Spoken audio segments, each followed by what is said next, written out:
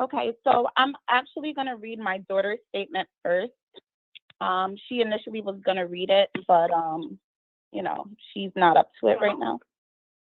Today I feel annoyed and upset. I feel this way because I honestly did not know that I would have to tell people why I think he should not get out of jail early. How is this possible?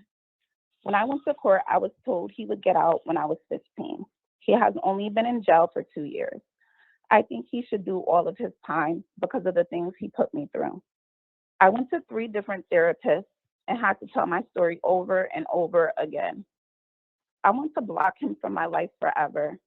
I know this is impossible, but with your help, I can put this behind me for 3 more years.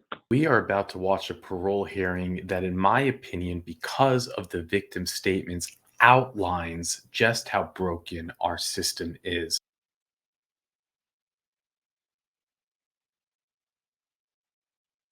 Right here, and they will address you when they're ready.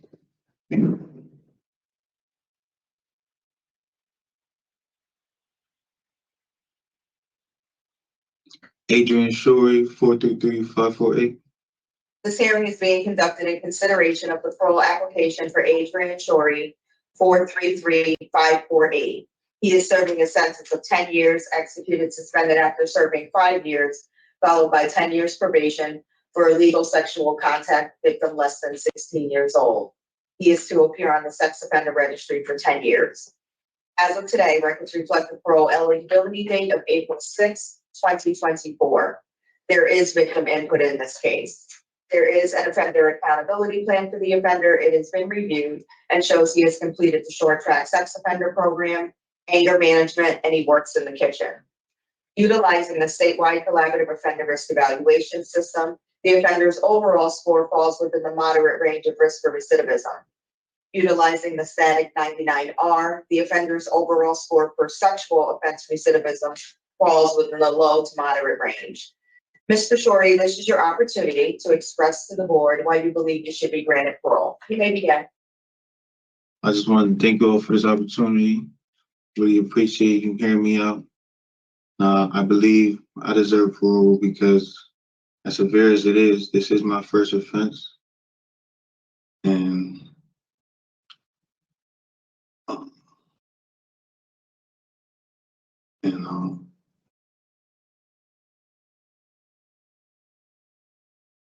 excuse me. Would it help if we just ask you questions? I got more. I just, Think about why you're suitable to be out for early release on parole. So it's your first offense. What else?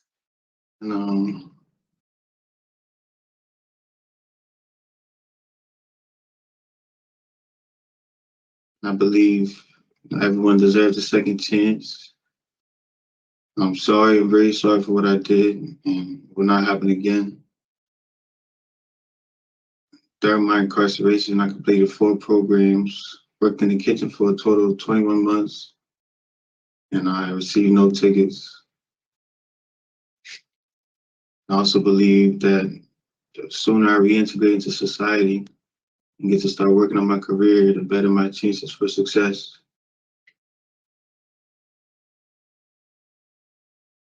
Okay. All right. Well done. Thank you. Right. So Mr. Shorey, we're going to ask you some questions. And at the end of our questioning, we'll hear from the Office of Victim Services, and then we will deliberate about your case and give you our answer after that. Okay. All righty. So Ms. Page will begin with the questions. Okay. Thank you so much, Madam Chair. Mr. Shorey, good morning once more. I appreciate the information that you shared with us. And I agree with most of what you said. You have been a model offender there in the facility. You've taken the appropriate programming. You haven't received any disciplinary infractions. This is your only conviction. And I heard you apologize for your actions. I would like to dig a little bit deeper into the actual offense and the behavior surrounding the offense, okay? Mm-hmm. So I read in your interview that you chose this, you had a high sex drive, And that's why you committed this offense? Yes. So after taking the sex offender program, can you explain to us what was wrong with it? I think it's perfectly acceptable to have a high sex drive because you're a young man. However, the person that you chose to engage in sexual behaviors was inappropriate. So share with us a little bit about what you've learned about the person that you chose to act out on. It was also a lack of self-control and patience. And in the program, I learned like that feelings of control can kind of make you want to do something like that. So you felt you had control over this victim because she was younger. Is that right? I believe it was more so when I had a babysitter, she wouldn't really listen to me. If I told her to do her homework or stop jumping on the couch or something like that, she wouldn't listen. But when I did this, she would. Okay. And what did you, okay, so now you know that what? Like, I want to feel more in control of the situation. Right, but I'm saying like you have to be able to identify that that was the wrong way of thinking, right? That thinking was kind of distorted, because she was a child. And if you couldn't control her, then you don't babysit her anymore. You know what I mean? So tell me what happened where things went from you being the babysitter to you taking advantage of her sexually. How did that transition happen? So the first time, tell me. One day I just started with just touching her. It was by herself and just started with touching her, and then it led from that on from me. So the first time you did you know that it was wrong? Yes. And why did you continue with the behaviors? Wasn't thinking about the consequences, wasn't thinking about the future. It was just one instant gratification. So you were trying to fulfill your own selfish needs. And so tell me what impact you think your actions have on your victim. A tremendous impact, for her mentally, future, and physically too. She has partners in the future and things like that. And I really made a big mistake. You really, in essence, you stole her innocence. Like she went from being an innocent little girl to having to deal with grown woman kind of problems, And that's something that she'll never be able to get back. You understand that? Yes, ma'am. And is it still your position that you've never engaged in vaginal intercourse with this victim? Yes, ma'am. So tell us what you did do.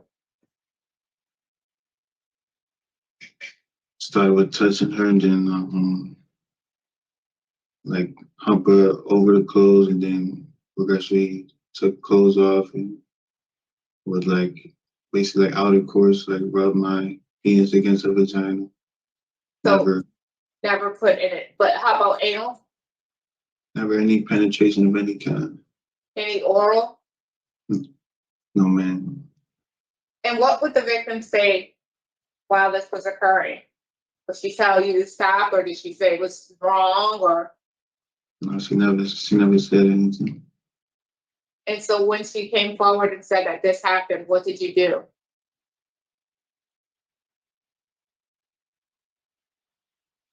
You mean when the detectives came to question me? Yeah, when she finally said, "This is happening to me," what did you say? When they said, "This is what she's accusing you of," did you say, "I did do it" immediately? Yes, ma'am. And have you ever apologized to the victim and the family? I know I read that you said that this separated your entire family, and I'm sure it did. I never got to speak to any of them again after. I did apologize in the court though in my sentencing. You know, Mr. Shorty, you're very, very young, and fortunately for you, you'll be able to move on with your life. And you may have this on your record, but aside from that, your life will generally be a normal life. But this victim has a life sentence. You do understand that. So what would you say to her if she said, well, why did you choose me? And why would you do this to me? What would you say? I'm very sorry and I made a mistake choosing you. You know, I should have done it. It wasn't right. I have every right to hate me, you know. But I am sorry. What about- for what I did. Go ahead, I'm sorry. I say I'm sorry for what I did. And what about her mother? You know, to like, she trusted you to be alone with her child, and she chose you to watch her. So what do you think the mother feels? She probably very disappointed in me, you know. I can tell you what she feels. She feels partially like it's her fault that she put her baby in the hand. She handed her over to you, you know? And now who does she trust? If she can't trust her family, who does she trust around her baby? You know? It's a very, very unfortunate situation to be in. And you talked about your family being divided. How so? So this was she your aunt or your cousin? Who her mom? Yes. Well, we're not related. I'm not related to her mom. I'm related to her father. Okay. So I'm assuming that the father of this victim doesn't speak to your side of the family anymore? And so the father, is that your cousin? Trying to get It's my uncle. your uncle. So your mother and the two of them are siblings, brother and sister? Yes. So does he still interact with her? No. What is his position? He's angry? Yes. And how about you want to go and live with your grandma? So is that your mother's mother? Yes. Or your father's? Wow. My And mother's mother. she's in the middle of this too, then I'm assuming. Yes, she is. And does the victim still see her? I'm not sure. I know she was before I got sentenced, but I don't know about now. Wow. And what does the grandmother say about all of this? No, she's disappointed in me and said I shouldn't have done it and say don't do that, you go, you know, find someone else, you know, your age and your neighborhood, but she still supports me. She's my sponsor. Yeah, I saw. I just think it just puts a negative, it's unfortunate that, these kinds of things happen. And again, like I said, you are going to be able to move on with your life. But this victim, unfortunately, may experience so many things that she probably wouldn't have had to if you hadn't done this to her. And the thing is, you're a handsome young man. And I'm sure that, if you pursue a girl your age, I'm sure that you'd be successful. I just am concerned about the grooming that kind of took place. You won't listen, so I'm going to do this to you. Kind of, you're a bad girl, so you deserve this kind of thing.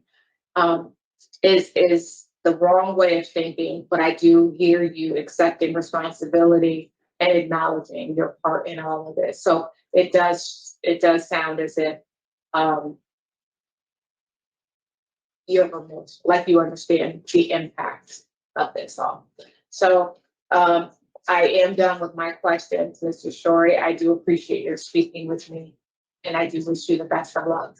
All right. Thank you. Thank you. panel member Page.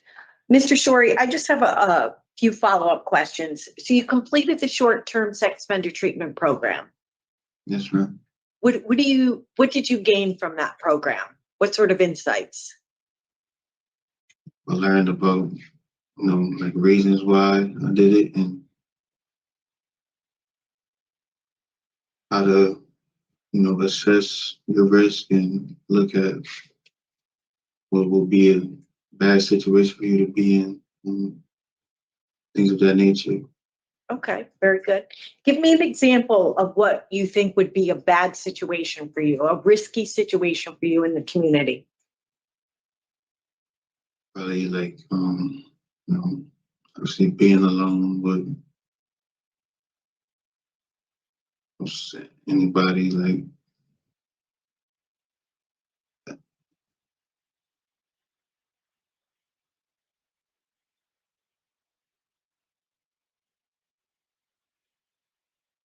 Think about it. Think about what you talked about, what you spoke about in treatment, what some of the homework assignments were. You had to put together an action plan for being in the community. So think about what would be a risky situation for you if you found yourself in the community and what you'll do about that. What's the action plan for that? it's like, oh, so it's like a party, people drinking, stuff like that, and they a drunk girl trying to seduce me or whatever, entice me, best thing for me to do would be like to just leave the party and go home Okay. out of the situation. You will, whether you get parole or you go out to probation, you're going to have a condition that says you can have no contact with minors without the parole officer's permission. So what happens if you find yourself in a situation where there are minor children? Just get out of the situation, call my parole officer or probation officer, let them know there was contact, stuff like that. Okay. What might you do, excuse me, to prevent a situation like that? How might you handle it up front? Just avoid places with minors. Okay. Did you talk about inquiring when somebody says, I'm having a picnic, you want to come over? Inquiring about who would be at that place, so you can weigh out whether or not that puts you or anyone else in a risky situation to either reoffend or to give, Yes. to make people feel uncomfortable. Yes, ma'am. And did you learn anything else in that treatment group? What did you think of it? It's a nice group. It's very enlightening.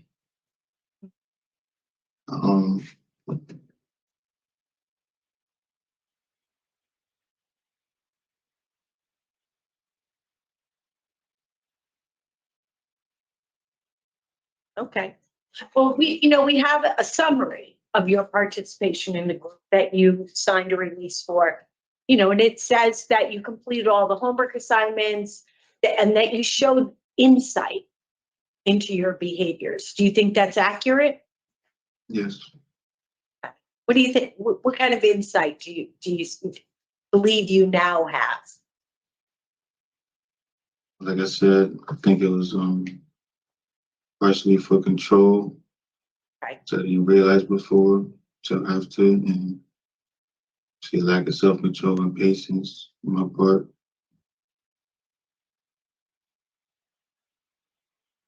I think about the future, just trying to get instant gratification. And I'm going to ask if you've come up with a plan. So when you have those feelings, what to do with them or how to manage them? I believe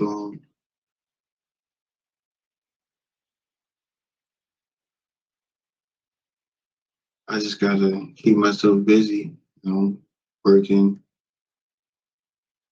trying to go to school for plumbing, stuff like that, and short in my free time, you know, when I do a free time workout, bike riding, something like that.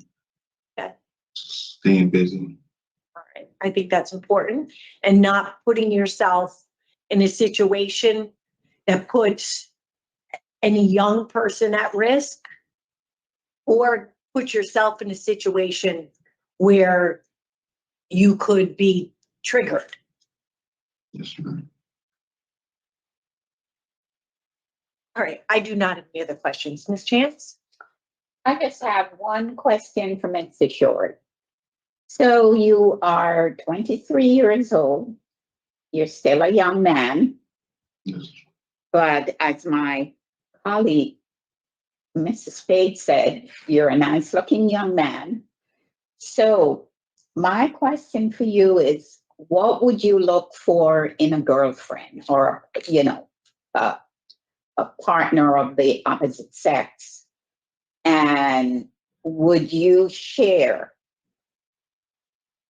what you have done in the past with that person?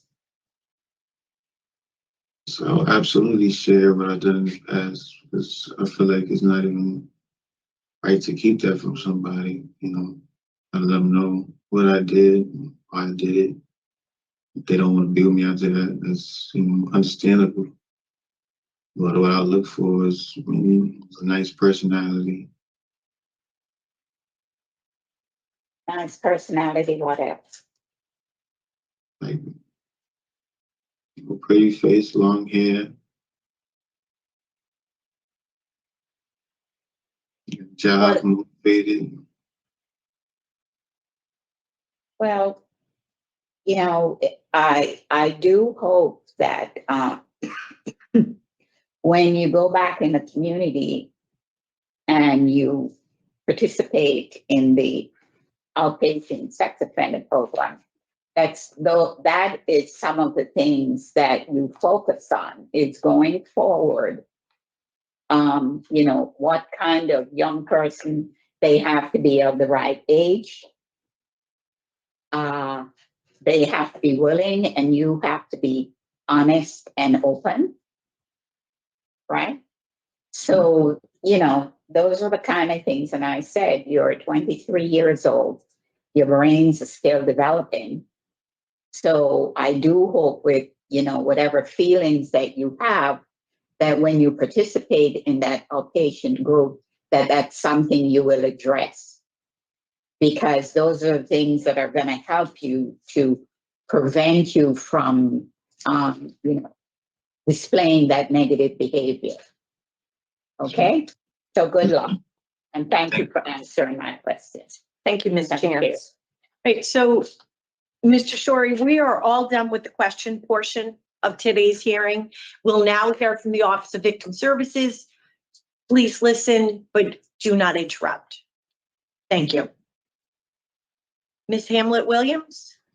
Yes, thank you. Good morning, Madam Chair. Good morning, Good panel. morning. I do have the mother of the victim who would like to address the panel. I don't see her on the screen, so I'm going to call her via speakerphone. One moment.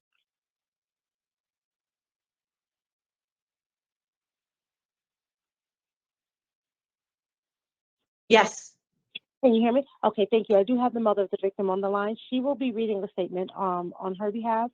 Her husband will read a statement on his behalf, and she will also read the statement on the victim's behalf. Okay, thank you. Okay, you may begin with your statement. Okay, so I'm actually going to read my daughter's statement first. She initially was going to read it, but, you know, she's not up to it right now. Yes. Can you hear me? Okay, thank you. I do have the mother of the victim on the line. She will be reading the statement. I'm sorry. I'll just need you to lower the volume. Yep, on the I am. Perfect. Sure. So you don't get the feedback. Got it. So, this is my daughter's statement. Today I feel annoyed and upset. I feel this way because I honestly did not know that I would have to tell people why I think he should not get out of jail early. How is this possible? When I went to court, I was told he would get out when I was 15. He has only been in jail for 2 years. I think he should do all of his time because of the things he put me through. I went to 3 different therapists and had to tell my story over and over again. I want to block him from my life forever. I know this is impossible, but with your help, I can put this behind me for 3 more years. So that was her statement. And I'll read my statement. Give me 1 second.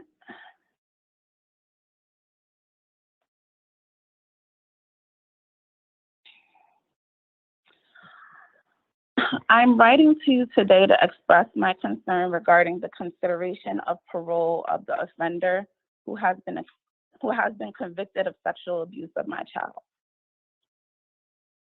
Child sexual abuse is a serious crime that leaves so many scars on victims. The trauma experienced by my child is not only immediate, but extends into every aspect of her future. The psychological and emotional ramifications will be lifelong. My child suffers from PTSD, depression, anxiety, and maladaptive behaviors associated with sexual assault. The impact on our family has been devastating. We have experienced feelings of guilt and anger. Our family dynamic has been disrupted and our relationships have become strained. My husband doesn't speak to his mother often, or he doesn't speak to his sister at all. Our marriage suffered significantly, almost resulting in divorce due to the overwhelming emotional burdens and different ways we chose to cope with the trauma.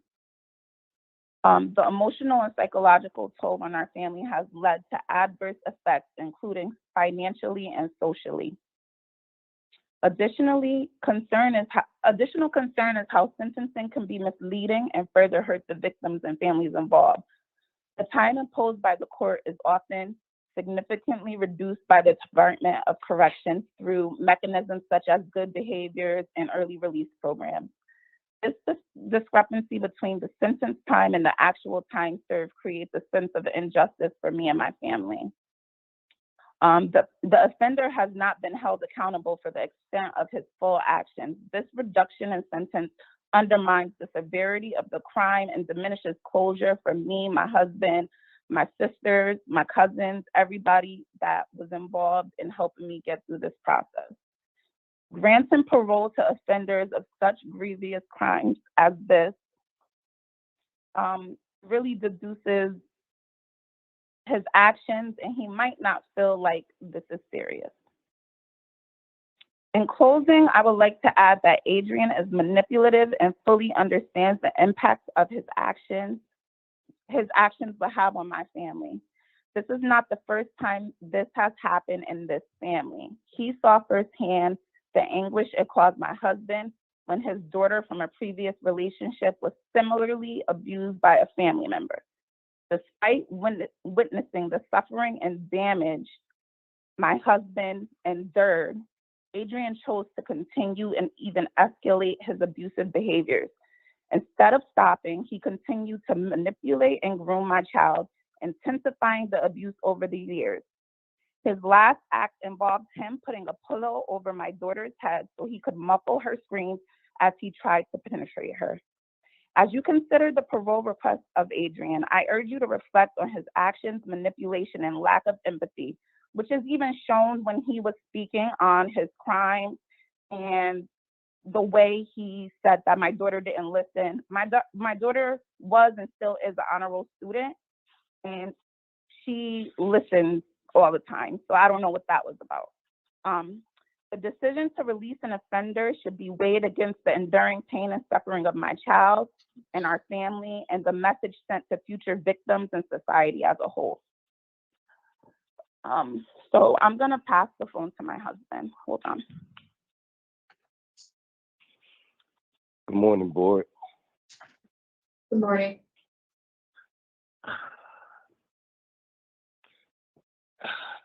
As my wife said, this is not the first time that this happened to me. It happened twice. Both my family members, and as a father, I feel I'm supposed to protect my children. And I feel like I failed them both. And the smirks on his face doesn't show or any lack of empathy or learned. I just feel like y'all letting him out early is doing a disservice to the correctional facility, the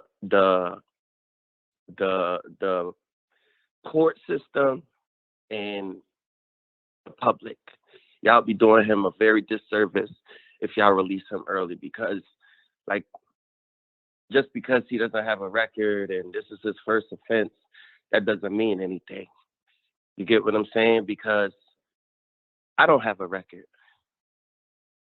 You get what I'm saying? So basically y'all telling me, oh, if I decide tomorrow I want to act stupid and go out there and do something dumb, I'm gonna get a slap on the wrist. That's what I'm hearing from y'all. Oh, you don't have a record? You could go out here, you can molest people, you can shoot people, kill people, rob, do whatever. Oh, you don't have a record. Go in, do a year and a half, 2 years, a couple of programs, work in the kitchen. You'll be home. You'll be living your life. Meanwhile, my life, my wife's life, my daughter's life are disturbed forever. As she said, I hardly speak to my mother. And I only speak to her because she's my mother. And I hardly speak to her. I don't speak to my sister at all. I see his father occasionally because my nephew's sister go to school with my daughter. So every now and again, I run into his father. You know how that makes me feel? They look exactly alike. So, like I said, y'all might want to think about what's going on and like the look on his face, looking in the camera. Y'all asked him a few questions and he's stuck. Few questions he still hasn't answered yet. I don't think he's learned anything. I think he went in there, he did the programs so he could get out on good behavior or whatever the case may be. That's all I got to say. And you need to say, like, Carter won't, my daughter won't be visiting the grandmother if he's released to her. I'm not even going to talk to her no more. She just started building a relationship with my daughter again. So this will just end again because we didn't know that she was the sponsor and that he would be living there. She doesn't go over there, but they do, go to church together and things, and I can't have her around. So thank you for your time. Thank you. You're welcome. Thank you, panel. Thank you. We appreciate all the input from the victims sharing. Very difficult. We do understand that. Can I ask you to clarify something? Because they mentioned a sentence reduction, but that's not what we're doing. The sentence is what the court imposed, and the state law of us having a parole hearing, we have to follow that. So I think, I understand how they're feeling, but they need to understand we are not making up this, and it is not a sentence reduction. The sentence was 10 years after 5 years with 5 years probation. So I think, I understand what they're saying. I understood clearly what they were saying, and they're saying that it's a disservice to them. right. The impact that this has had on their lives as a whole, and the continued pain that their daughter is going to have to endure. Right. That to them, it's giving him a reward. So I do understand what they're saying, and this is a difficult task. We are tasked with making some very difficult decisions, and unfortunately, someone having no criminal history is something that we consider. Another thing that we consider is good behavior. These are things that we are trained to review. Program participation. Right, all of those things. And if we just went on those things, then Mr. Story absolutely would be an appropriate candidate for discretionary parole. However, we do weigh heavily also on the impact to the victim. And I can absolutely understand what the victim is saying, and I thought I wasn't going to have to deal with this again until I was 15 years old. I can understand that piece, and I can also understand we're just now getting on, you know, we're trying to mend what has been so substantially broken as a result of this. And, you know, this is a hiccup now. This was unexpected. And I get all of that. And, you know, I do commend Mrs. Shorey for taking the appropriate steps to kind of look into why he committed these offenses and how he can avoid them in the future. He's shared some of the insight that he's gained from the program. I mean, in your discussion with him, Madam Chair, you talked about situations where he would have to say, inquire, are there going to be any minor children there? You know, as Chance inquired about, you know, what kind of females are you attracted to? One of the things she was looking for him to say was age appropriate, but he didn't say that. Right. It was an afterthought, and that's what some of the things that he really needs to think about going forward. Again, I know that we didn't enter into the deliberation phase, but we are deliberating. That's right, Mr. Shorey, we are deliberating now about your case. I do again believe that on paper, he's of moderate risk. He has no prior criminal history. He has done everything that a person that we would grant parole to has done, or should have done, in terms of meeting the criteria for suitability. Correct. However, given the injury and impact to the victim and the victim's family, and the nature of this offense, the number of years that it went on, so that it's about a 4-year period, and that this behavior happens, he received a 5-year sentence. I believe that is a given appropriate sentence based on the nature of the offense. And so I will be voting to deny his request today for the reasons I stated. Thank you. Thank you. Ms. Chance? I agree with everything that Mrs. Page had said. And, you know, he is on the verge of learning about his behavior, but I think he still has some more work to do. And so my reasons for nature and injury and impact of it. I don't disagree with all that's been said. I do think it is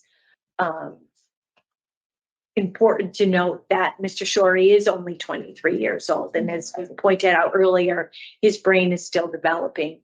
He has taken all the programs that we want him to take to address his risk factors. I don't disagree that I do think that there's still some work to be done. He struggled with sort of some of the basic responses that we would hope for. But I do think he appreciates that that he'll need to have an action plan in the community to reduce his risk to the community and to not put himself in a situation where he could be triggered or brought back to prison. You know, where he may be in a situation that he can't control. But the injury and impact to the victim were certainly great. So injury and impact to the victim, anything else? Nature and circumstance. Okay. So in the matter of Adrian Shorey, inmate number 433548, there's a motion to deny parole for the following reasons: nature and circumstance of the current offense and injury and impact to the victims. Do I have a second? Second. All those in favor? All right. Mr. Shorey, we cannot vote you to parole today, but do you think that you benefit from continuing to sort of work with any treatment programs available to you in the community? Best of luck. Thank you for your time. You're all set, Mr. Shorey. You'll get all your paperwork next week. Thanks, community at the facility. I do believe that because the family, the victims spoke, I do believe that is the reason that he was denied parole. On this docket today, and I'll eventually show you all of them, we saw the worst of the worst. We saw those that were as bad as him, that were worse than him, that got paroled. Actually, in the full day of the docket, there was only 2 that were denied. So I do believe that the victims, them getting up there, it was because of them, and I hope that they can take something from that. And the speeches that they give, sometimes you hear, but the speech specifically that the mother gave was so perfectly written. It was so accurate. It was so on target with everything that is wrong with the system. They had no idea when they agreed to that deal that they would have to be up for parole after just 2 years. They already got a sweetheart deal. 5 years is what they got maximum. He's getting out no matter what on October 6, 2026. The poor girl, the victim, the little girl, the survivor, she has to say that I thought I wouldn't have to confront this until I was 15 years old. They promised me I wouldn't have to worry about this until I was 15. And what kind of promise is that anyways? The DA and the judge, they're like, you know what? That's great. Let's make it so that she'll be 15 when he gets out. That's a ripe old age. It's just the system is so broken. And you hear what he did. He puts a pillow over her head. And this went on for years when she was just a baby.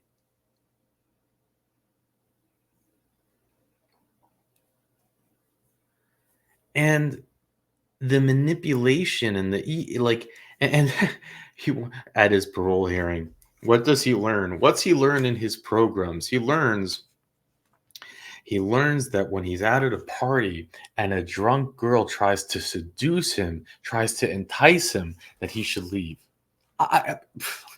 You can't make this stuff up. What type of girls are going into? Pretty face, long hair. It's like, do you what?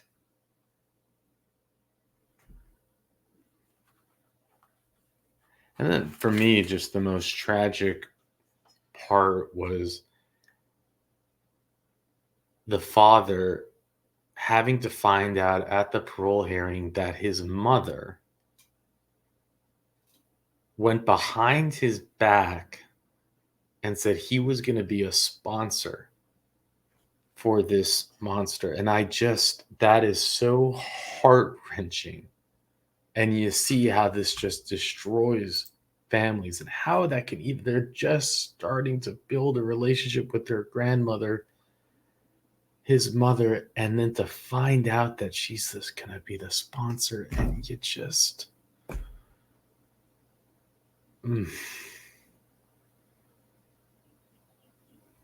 You know, the father saying he just wants, to be there to protect his children. There's just pure evil in this world. And he says, I did it because she wouldn't listen to me. And I did it because it gave me control. I mean, this is his insight. This is what he's able. This is not something he's telling a detective when he's still in shock in the interrogation room. This is something that he is saying after spending 2 years in prison, after taking programs. That's what he says.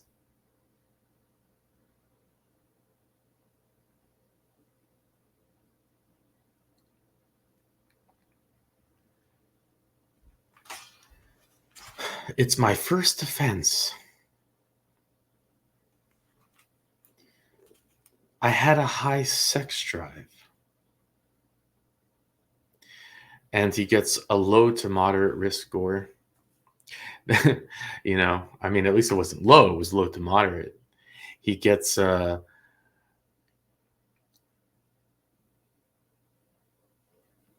he only needs to sign up on the registry for 10 years. Doing a great job. You know, the system does a great job protecting its citizens, protecting the innocent, protecting the young, protecting the victims. They do a great job. That's the one thing we learn about the system, is just how well thought out and how much they care about protecting the most vulnerable in our community. And did the DA show up? Of course not. I mean, we all know the DA is very busy signing plea deals to show up on behalf of, on behalf of the victims. Man, but they wrote a letter. They wrote a letter. If we ever want to look back, I think she outlined exactly what's wrong with the system. Everything, word for word. But there's nothing else to add. There's no information on the case because it's just a child. We know that. And he's going to get out no matter what at the end of his time in just a couple of years. And he's only going to be on the registry. He's going to be off the registry by the time he turns. I mean, I guess it's, with the time he has left to serve, maybe under 35. And what can you do? It's just so bizarre that they don't seem to think and identify that maybe he just likes little children. Maybe he's a pedo. Maybe that there's something that is actually what is wrong with him, and he'll never be safe to society. But that never crosses their mind at these parole hearings. It doesn't, for some reason, for some unexplainable reason, it's not something they even bring up. It's like, well, we can give him programs and teach him that it's not okay. There's always a different reason for why they do these things. Not simply that, well, maybe his brain is wired to like children. Why is that not ever brought up? Gosh, it's just, it baffles me and it angers me. Anyways, with that, I'll let you go.